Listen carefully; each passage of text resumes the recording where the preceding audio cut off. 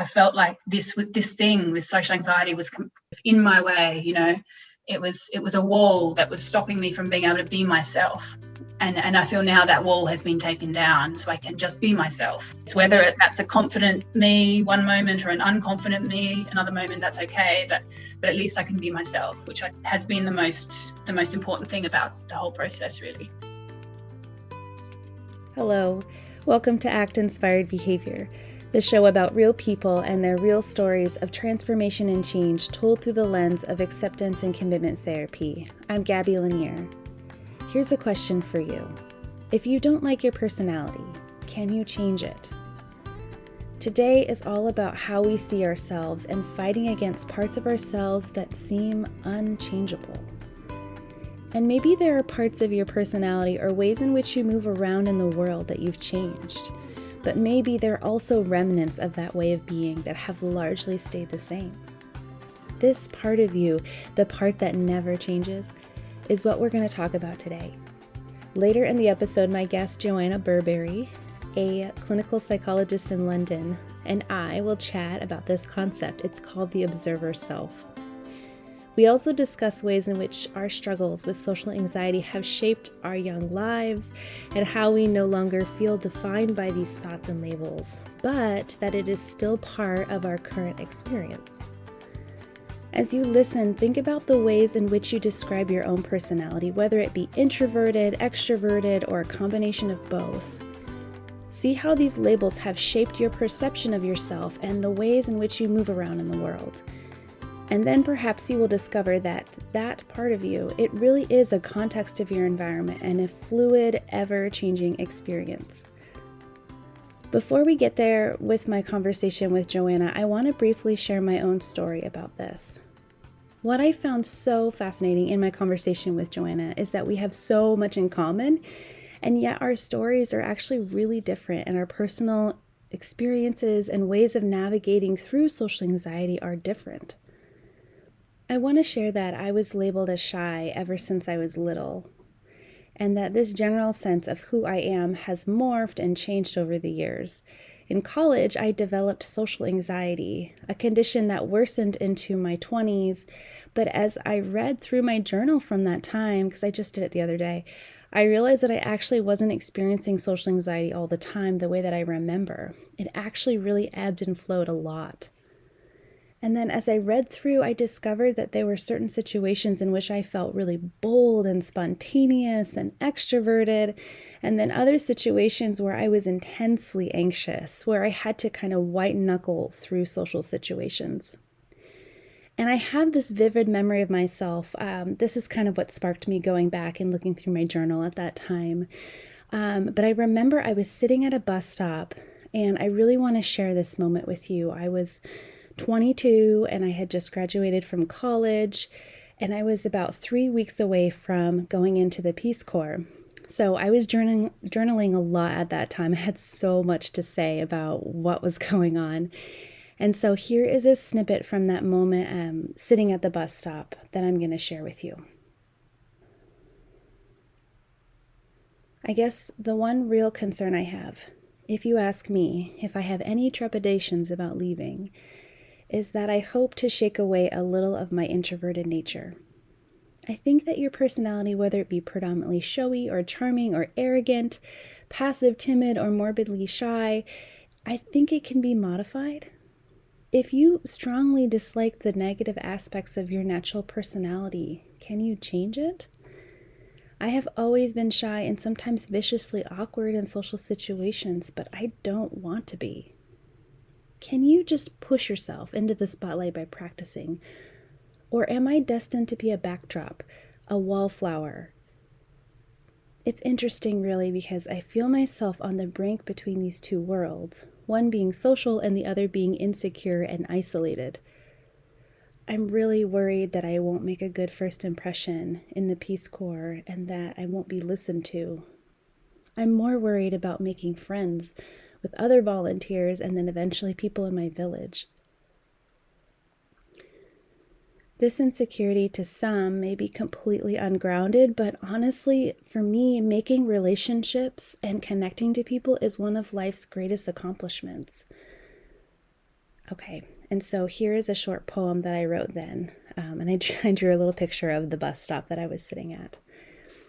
It says, Revelations at the bus stop. Waiting for life to begin. Waiting to be transported to my next destination. Thinking and reading and praying that I can change, but that I don't stop living when waiting for my next big life transition. You should be inspired by the people who once sat here. Perhaps they've now arrived. Okay, so that was my journal entry. I could so tap back into that part of myself, that worried 22-year-old self.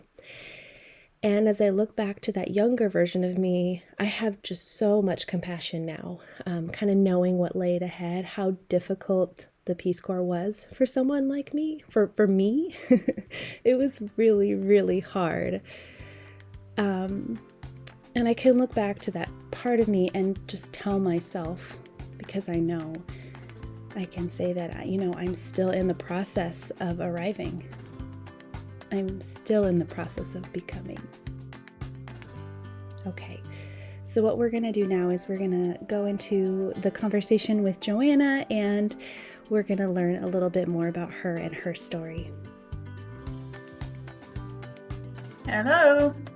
Hello. Hi. How are you, Joanna? Yeah, good. How are you doing? Doing pretty well. So this is going to be fun, and I know that we have social anxiety in common, and so I feel like I really connect with people who have that similar experience.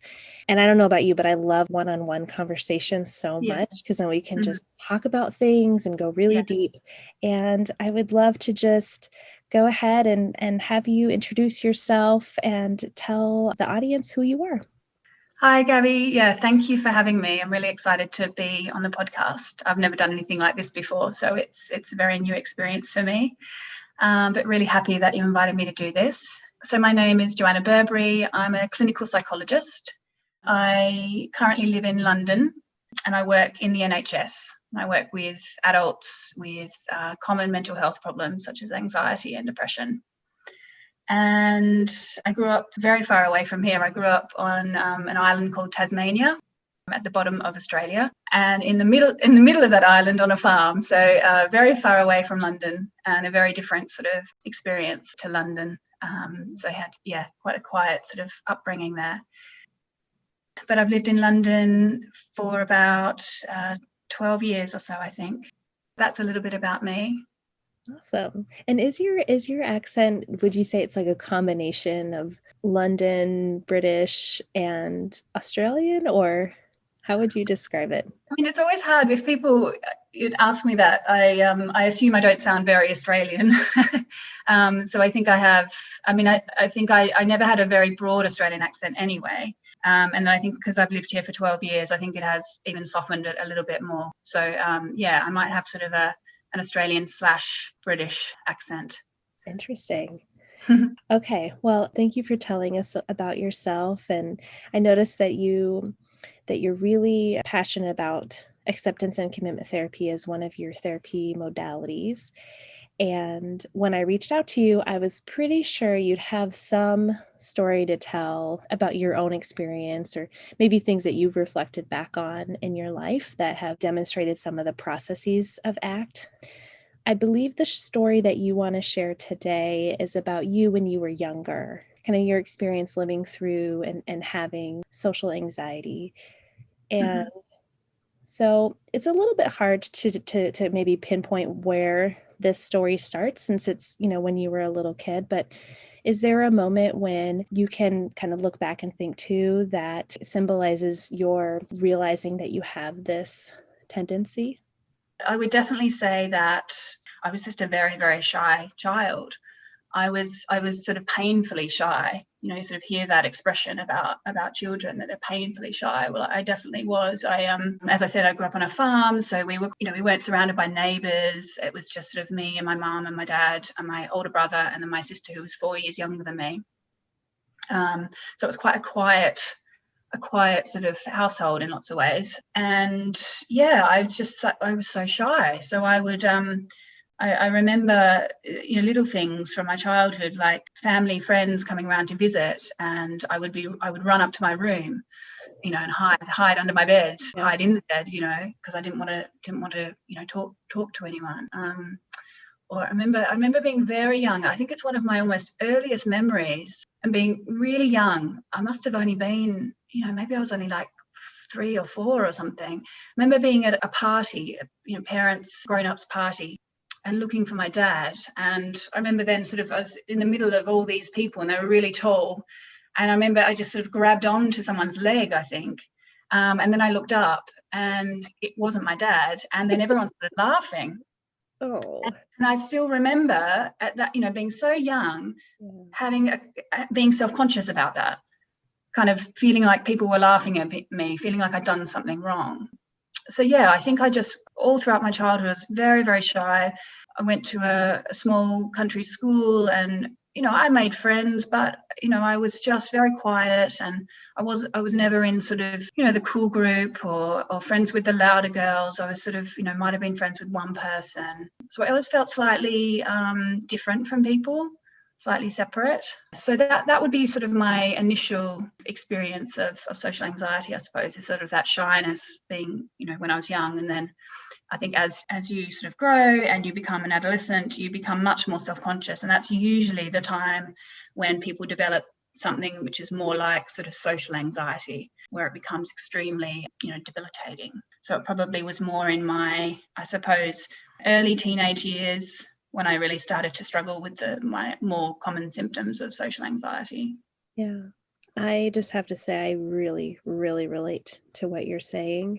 I experienced the same thing when I was younger. Actually, almost that same story where I thought my aunt was my mom. She'd been twins. And then my mom came home and I realized it wasn't my mom. Terrified of family even. Yeah. And Same. And you also mentioned this moment where people were laughing. And so obviously you can look back to that and say, oh, they were laughing because it was probably really sweet that you mistook someone else. But to you, that you interpreted that response very differently. Do you think that kind of characterized later on that kind of sense of people like looking at you, people laughing at you? Like to you, that attention, how did that feel when you had that sort of attention on you? Yeah, I mean, that's the main struggle, I think, with sort of social anxiety, is that sort of sense of feeling like you're under the spotlight, feeling like people are really aware of you and aware of every little thing you're doing or the way that you look. And I think, yeah, it's a very similar feeling to that feeling when I was really little. It's that same sort of sense of sort of being under the spotlight and being observed and being scrutinized. Yeah. Yeah. And it's like you're when people show up in the world, there's this sense of, okay, you should be able to talk, you should be able to interact, you should be able to kind of, especially as a little kid, if you're cute, then you should entertain. And if you don't do those things and you don't fit that box or that kind of normal, outside the normal realm of, a typical kid or a typical teen. Like for you, if you're not quote unquote normal, what are you? Yeah, you're different, aren't you? But obviously, as a child, you interpret it very differently. You might think that there's something really wrong with you. So as you were getting older and you were starting to develop more self-awareness around this tendency that you had, or these internal and external behaviors, were there any moments that really stayed with you, that similar to that moment where someone grabbed your leg? Was there a moment where it really became apparent to you, this is how I am, this is how I react in the world? I just know, sort of going through secondary school, I really struggled, particularly in class. So in the class where there might be you might need to answer a question, so terrified that the teacher was going to ask me something. So always trying to kind of avoid that from happening. In terms of my social anxiety symptoms, the main ones that I really struggled with was blushing. So my face would go really red and my neck a little bit, and also sweating as well. So I kind of had this awful feeling of like, not only was I, always feeling like people were aware of me and scrutinizing me, but I also had these physical symptoms that I just couldn't control that kept happening. And it was just so, yeah, at times it was humiliating because, you know, you're with your friends and you're kind of just all having a chat, and then sometimes it would happen and sometimes it wouldn't, but, you know, out of the blue, you'd just sort of blush and you'd sort of feel this sense of everyone noticing and it being really hot in your face and all this sort of stuff. So it was really hard. And I went to a really good school, but I don't think one teacher ever sort of approached me or ever, you know, discussed it with me. And I was thinking about it. I think there was a teacher, maybe he even was a psychology teacher. And I remember once being asked to go to his office, and I wasn't sure what it was all about. And we had sort of a conversation, but that's as far as it went. So, and I was always very confused what that was about. But I wonder if one of the teachers had sort of said, you know, I wonder if Joe is struggling with anxiety, and he'd wanted to talk to me, but nothing ever happened from that anyway. So it was sort of like this sort of awful, solitary, isolated experience that I went through. And I didn't really talk to any of my friends about it because I think I was so humiliated anyway. I didn't want to bring any more attention to it. So it wasn't something that I ever spoke to anyone about. Yeah. I just sort of experienced it on my own and just sort of tried to get through things. But yeah, it was with me throughout my whole secondary school. It was really bad, you know, towards the end of secondary school. And then this is me, I think part of my drive is I want to do things and I want to achieve and I want to, you know, be able to see what I can do. And it was so frustrating that sort of was holding me back. At the age of, I think, 18, just after I'd finished school, my friend and I used to row competitively, and we actually got scholarships to America. So I actually went in America for about a year and a half or 2 years just after school. So that was a huge culture shock. Yeah. And I felt like all American people were loud, opinionated, confident, you know, sure of themselves, yeah, able to speak their mind. And so it kind of made me feel even more different because I was like, not only am I struggling with this social anxiety, but then I'm put in a situation where people seemed even more confident. So that was quite difficult as well. One thing I was thinking about was, as you mentioned, going back to that psychology teacher or that teacher who did reach out to you. Mm-hmm. And it kind of sounds like they recognized that maybe you needed something, but didn't know what to say or what to do to help. Mm-hmm. But if it was you who was that person, that caring adult, what would you have wanted that person to say to you during that time in your life? I don't know how I would have accepted it at the time, but knowing what I know now, maybe if it was someone that was quite approachable and they were able to sort of say, look, you know, I wonder if this might be what you're struggling with and that this is common, you know, people do struggle with this, but it's also really difficult. And maybe even giving me some advice about what I could do. Or, I mean, I would hope that if that was happening to someone now at school, in secondary school, that they would be offered some counselling or some support.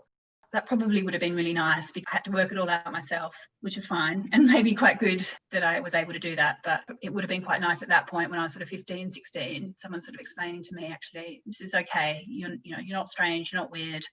Other people struggle with this and you can get help. Yeah. And I think it's also, I mean, the more that I've talked to people, if I mention this social anxiety, where you feel like you show up in the world, or you show up to a situation or a conversation, especially groups, that's where it's most difficult for me personally, that there's actually a lot of people out there who suffer from this same dynamic internally, where there's the thoughts that are just coming at you, whatever they're saying in the moment, you know, you're not saying enough, you're saying too much.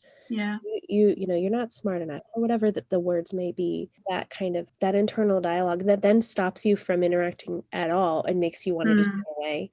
But that is incredibly common, and so many people suffer from that. Yeah, I totally agree. I feel like it's one of the most common anxiety problems or difficulties that people experience. They might experience it alongside other things as well, but it's so common. So I'm always looking out for that when I'm working with people, sort of asking questions around that. And you've kind of carried this. Would you say it's like part of your identity? Is that part of who you are?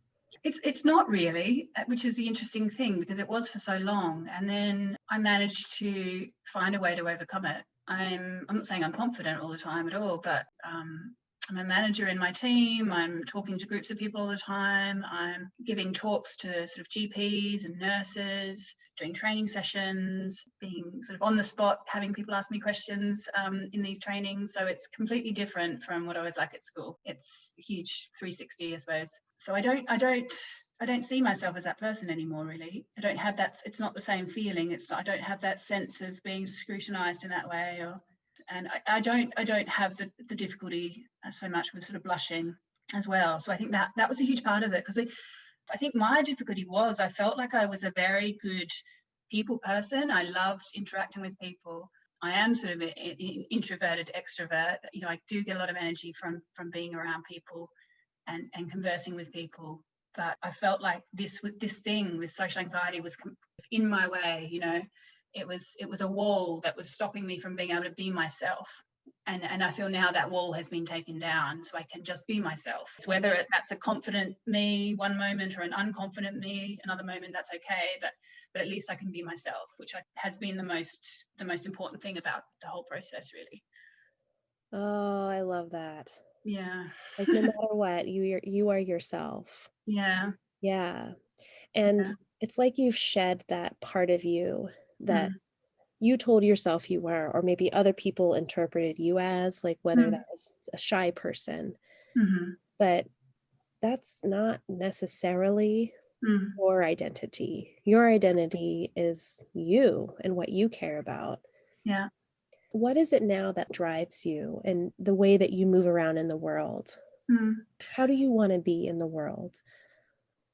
So I think I find I mean I just feel so grateful that I did literally fall into psychology. I didn't have a grand plan when I was younger that I was going to be a psychologist. It just kind of happened, and I feel so fortunate that I've been able to work in this profession.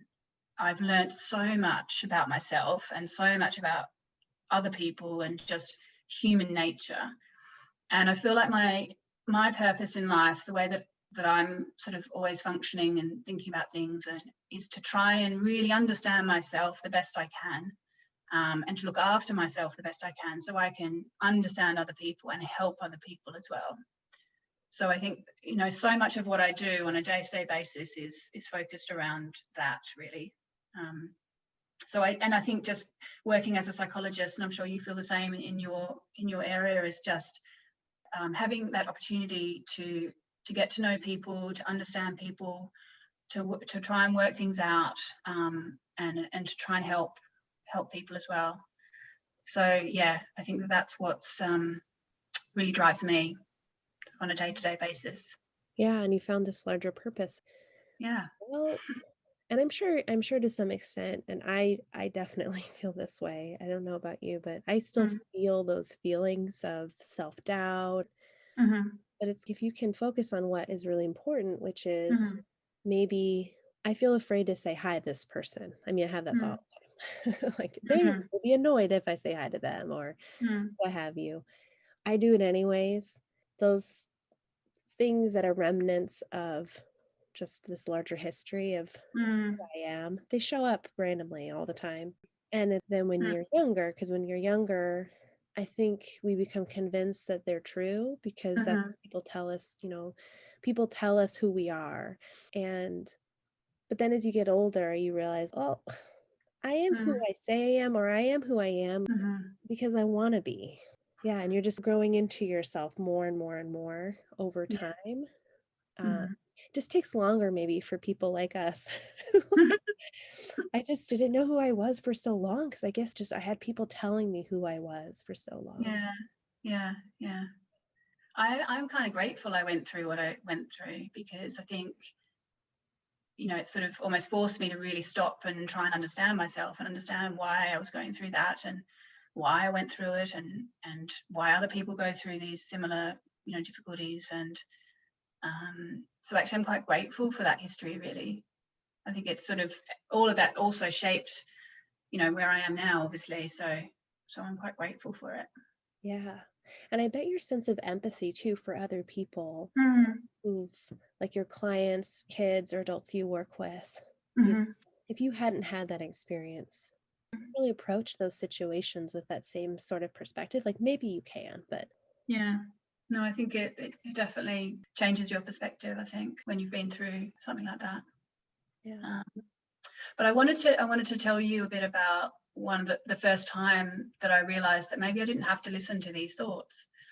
So it was a really interesting time just when I was at university. So as I went into university, after I came back from America, I went to the local university in Tasmania, still struggling a lot with social anxiety. And I think then I was finishing my bachelor degree, and I was planning to go and do a honours degree in psychology.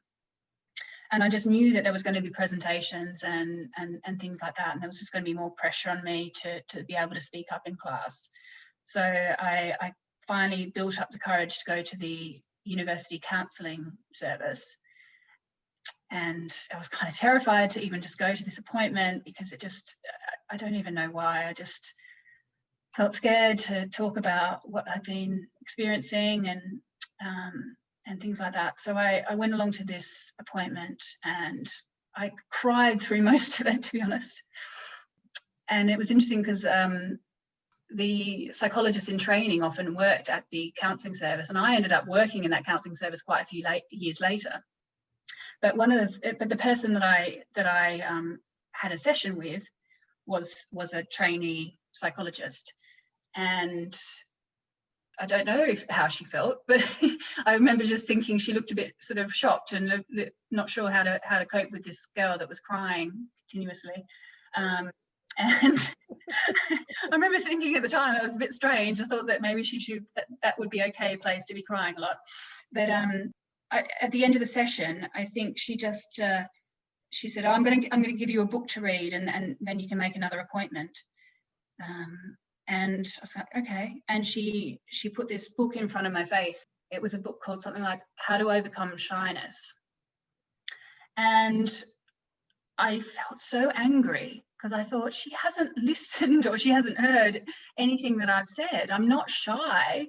I've got this awful problem where I blush, and it's so awful, and I have to avoid doing lots of different things because I feel so uncomfortable. And I thought she really didn't understand me. So I sort of took the book and I read the book, and it was a book on CBT. I remember reading the section on thought challenging, and it was the first time in my life that I went, oh, okay, yeah, maybe my thoughts aren't true. Maybe they're not accurate.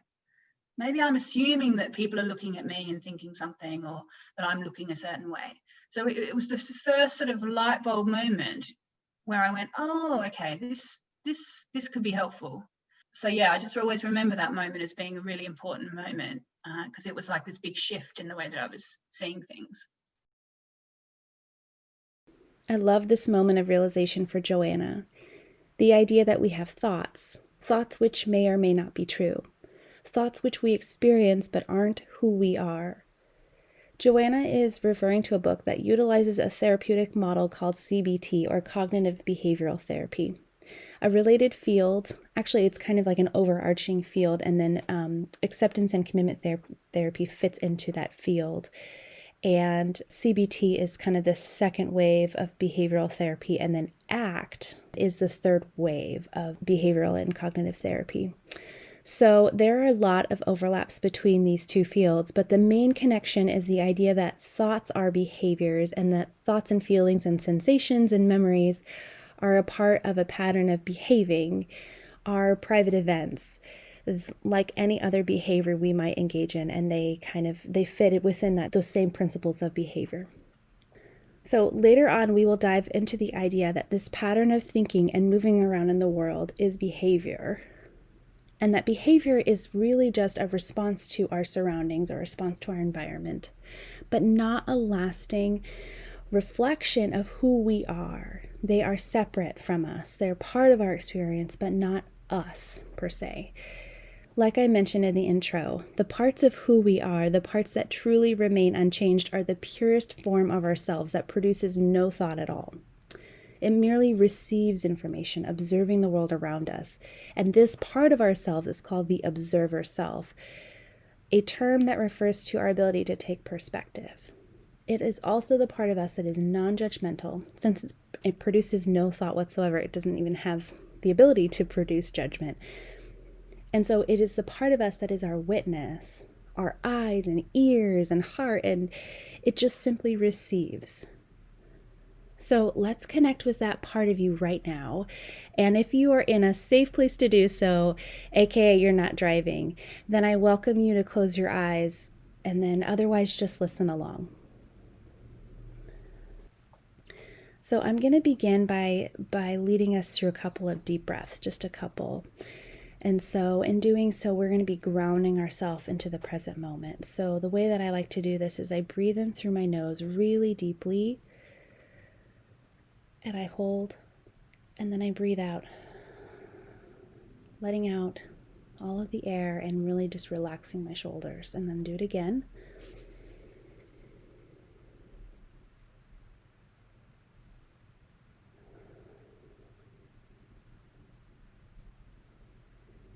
Feel how it feels to breathe in through your nose and out through your mouth.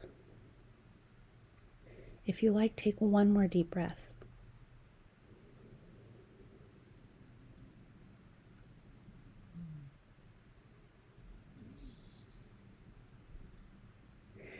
I now invite you to be aware of the feeling in your fingertips.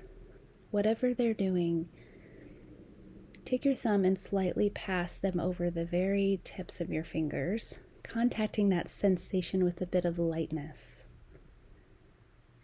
of childlike curiosity.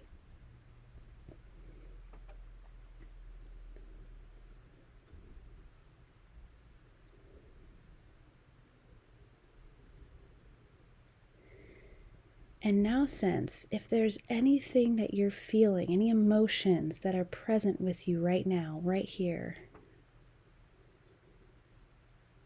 What are they?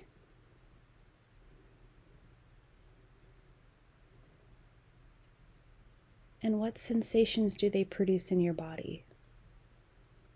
Ground yourself into that feeling.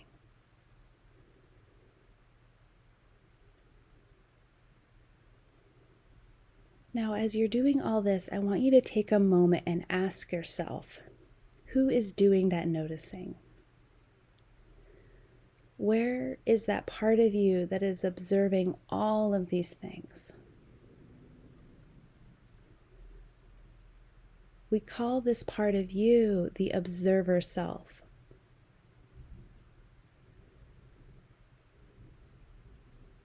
Some people might say, if they were to locate where it is, their observer self,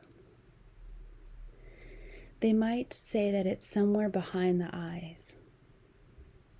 Or they might say that it's farther away, kind of zoomed out, watching everything with this perspective outside of your body. Wherever that is for you, whatever that looks like, connect with that part of you that is aware of what you are aware of. That witness to your life.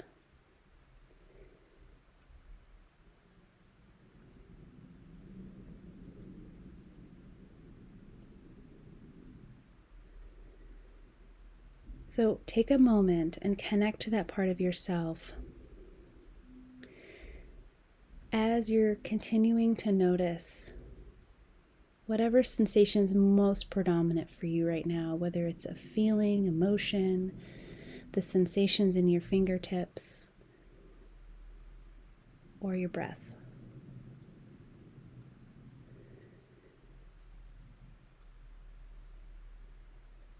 And then when you're ready, release your focus from all of these sensations and slowly open your eyes. And then see your surroundings now from that observer perspective with a new sense of awareness, a new sense of curiosity. Okay, before I move on, I want to invite you to engage in an upcoming focus group. In this group, I really want to work with individuals who experience and who have experienced the label of introvert.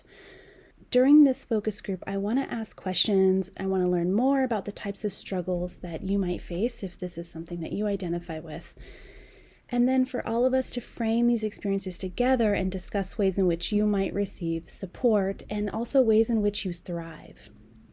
In this group, it's free, and I plan to hold more than one in the future, but I have one coming up. It's going to be on Saturday, February 6th from 7 to 8:30 a.m. Pacific Standard Time. So if you're interested, go ahead and register. You can do so through my website. So let's get back to Joanna's story, where she begins to talk about her transition from her awareness of her thoughts toward a life defined by her values and this higher calling to be a clinical psychologist. Luckily, and very grateful that I ended up going through psychology as a career, because if I'd done something else, I probably wouldn't even have come across these ideas. Potentially, I'm not sure. So grateful that I've been able to do that, because it was from sort of becoming a psychologist that I started to learn about ACT. I think it was probably, in one of my final years of doing my master's of clinical psychology. I went to a training session with Russ Harris, who's written quite a few books on ACT. Mm-hmm. And I remember, I remember feeling so self-conscious in that training, because it wasn't a huge group of people there. It was kind of a smaller group, and it's very experiential as well. And I wasn't quite sure, is he going to ask questions? Is he going to get us to talk out in the group? All this sort of stuff. But I remember doing an exercise, which was a mindfulness exercise, where he was just getting us to notice our breath. I think, and then maybe even start to notice our thoughts or anything that was coming into our mind, so just that typical kind of mindfulness awareness exercise. And then he just said the phrase of, now I want you to notice who's doing that noticing. Who's noticing the thoughts? Who's noticing what's happening in the body? And I remember this kind of crazy, it was like this very surreal moment where something shifted in my brain, and I realized there was almost like these two parts of me. Well, there is these two parts of me. There's the thinking part, the thoughts that come up, which I normally, used to identify with completely, that was me.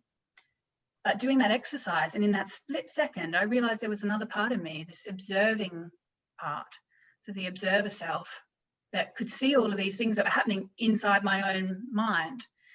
So it was separate, and it meant that I couldn't, that I wasn't those thoughts, that they were there, but they weren't the total of me, I suppose, that there was something else. And I remember having that experience and thinking, whoa, that's amazing, to kind of start to realize that I'm not my thoughts, they're not me, that there's another part to me. And it helps you to then go to be that observer and say, oh, yeah, some of my thoughts are very weird. They're very strange. Like, why is that thought coming up now? That's very odd, So I think, I've taken that with me ever since. I've just always become very sort of aware of, different thoughts coming up, but not becoming fused with them. Just being able to, of course, there are times where I'm fused with my thoughts, but, in a general sense, sort of being able to have that kind of attitude towards my own sort of thoughts. So that was another amazing sort of moment that really helped me as well. I love that. I love the phrase you just said, having a different attitude toward my thoughts. Yeah. Yeah. It's like your relationship with them changes. Totally. Yeah. I had the same experience actually with Russ Harris, but it was on his app, the ACT Companion. And there's there's a meditation that's called the Observer Self or something like that. Now that I think of it, that was the first time where I realized that there's that part of you that is the observer self. He says something like, notice your thought. There's your thought, and then there's you. Notice your feeling. There's the feeling, and then there's you. And wow, that was huge. That was huge for me in my understanding of ACT. And I think it's a subtle thing, but it can be really, really powerful to then, like you said, change your attitude, change your relationships to your thought, that internal narrative that you're constantly, it's like just constantly going. I think in some ways it's it's the most important. It's not the most important thing about, because actually all the different processes are so important, but it's so significant to have that realization. And it's amazing that you can have it through, it can be a split second. You know, all you have to do is kind of be doing that mindfulness exercise and have that, you know, hear that phrase, and all of a sudden it changes that perspective. But it gives you so much room to you know, live in line with your values and pursue and do things that you know are going to be good for you in the long term, because it gives you that space in between the thoughts, and making that choice.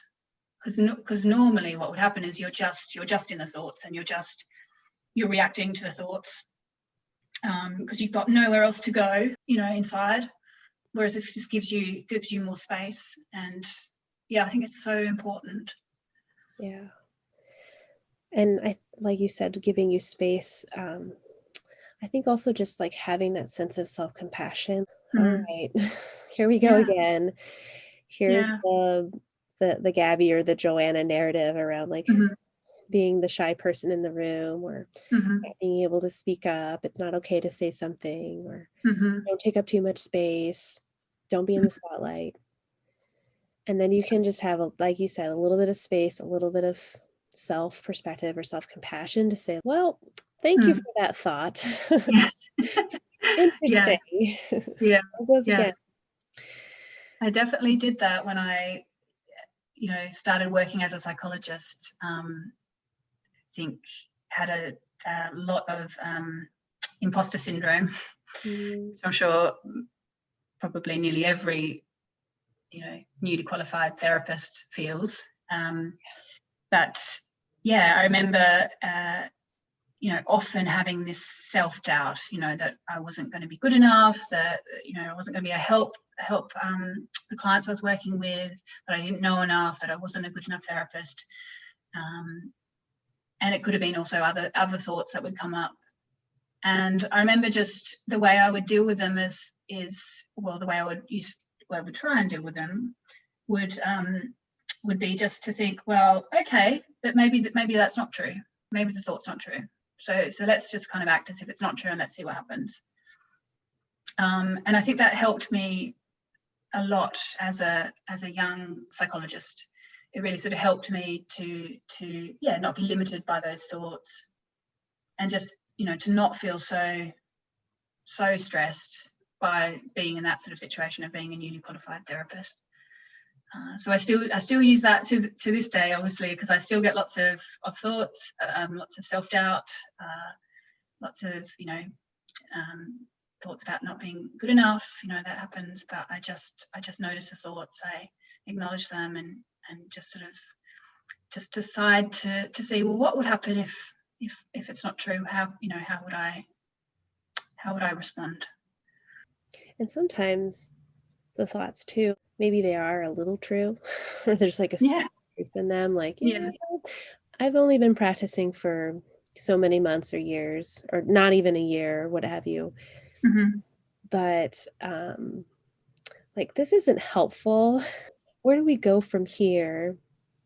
I like to think too, like when I recognize that something's kind of true, in a sense that, I mean, I could interpret it either way, but then I try to think about what value it speaks to. And one thing I've thought about with those imposter like lines of thinking is sometimes it is true to a certain extent, but then I think, okay, well, maybe this is talking about my value around like competence and mastery, and maybe even my ethical obligation to the clients or folks that I'm working with. And so what can I do about that thought so that it turns into something a little bit more helpful? Yeah. So, okay, Joanna, I could talk to you for so long. Yeah, no, it's been really good. I feel like we're on the same page around like this passion for ACT, and I can tell because I look through your social media, your mission to disseminate ACT, just to build this larger community of people who are interested in it. So I really love that about you, and I'm going to continue following you and your work. And so before we leave, I'd love for you to share how people can find you if they wanted to follow you on social media or happen to live in your area and they could come see you as a therapist. Yeah, I mean, I mainly do therapy online anyway, even before the pandemic. Okay. So the website for that is www.cbtlondontherapy.com. Okay. And for social media, my Instagram account is @Psychologist. So I'm sure if you look that up, you would find me. Awesome. Yeah. Okay. Well, thank you, Joanna. I wish you a wonderful rest of your Saturday. Well, thank you for having me. It's been really good. Yeah, this has been fun. Okay. Yeah. Well, we'll keep in touch and I'll talk to you soon. Yeah. Talk to you soon. Okay. Bye-bye. Bye. Bye. There's a story I remember about being really shy, Matthew. You want to listen to it? Mm-hmm. Okay. So, when I was a little girl... In this episode, you heard from Joanna, a clinical psychologist who is now no longer governed by her thoughts and sensations associated by social anxiety. Rather, she fully embraces her ever-changing experience, whether it's a feeling of confidence or a feeling of withdrawal. Either way, she continues to move toward her values, both personally and professionally. In her story, we see how one can not only survive the struggles of social anxiety, but thrive. When we look back upon our own situation, we can see the behaviors, we can see the things that we did, we can see the ways in which we thought or worried, the feelings that we had. But if we can tap into that observer self, we can also see it as this impermanent part, this ever-changing part of our experience, outside of who we really are. We see that, as I described before, that these experiences constantly change with our environment wherever we go. That the anxiety we feel in one moment is merely an experience or product of that situation. With this decentralized perspective, this observer self perspective, we can even start to shed some of those rigid narratives of who we are, those stories of who we are, in favor of this more loving, more flexible, more fluid perspective. And in doing so, we have the power to respond to these experiences in new ways, maybe in ways that allow us to live in line with the values we want to truly be about, such as connection or belonging, enjoying the company of others. Not only can we do this, but I think that we can still live those parts of ourselves whether they're shy or introverted. And in fact, I fully believe that we can be vibrant introverts or vibrant extroverts who love alone time and also love from time to time and enjoy being in the spotlight. Tell me another story. Oh, I have a question for you, Matthew. Do you ever feel shy? Somebody I don't know, yes. When there's someone you don't know? Mm-mm. If you are interested in reaching out and telling your story, or would like to learn more through my blog, workshops, or coaching, find me on Instagram at actinspiredbehavior, email me at gabby@actinspiredbehaviorcoaching.com, or use the link in my website listed in the show notes. I'd love to hear from you. If this episode resonated with you, subscribe to this podcast and stay tuned for future episodes. And please take a moment to rate and even review this show, because it is so helpful in getting others to find this show. Thank you so much. Do you think Mommy's shy now? Nope. How come? Because I'm a grown-up. Is that how it works? You don't think grown-ups are shy? Who are you afraid of? Who are you shy of? Do you think being shy is being afraid of people? Yeah. That's interesting. You know, I'm trying to think of when the last time I was shy. Hello again. I want to take a moment and say that this podcast is for educational purposes only. Content and conversation provided in this podcast should not be taken as or replace professional or therapeutic recommendations. As a board-certified behavior analyst, my goal is to disseminate ACT and behavior analysis to the wider public and have meaningful conversations to further explore our understanding.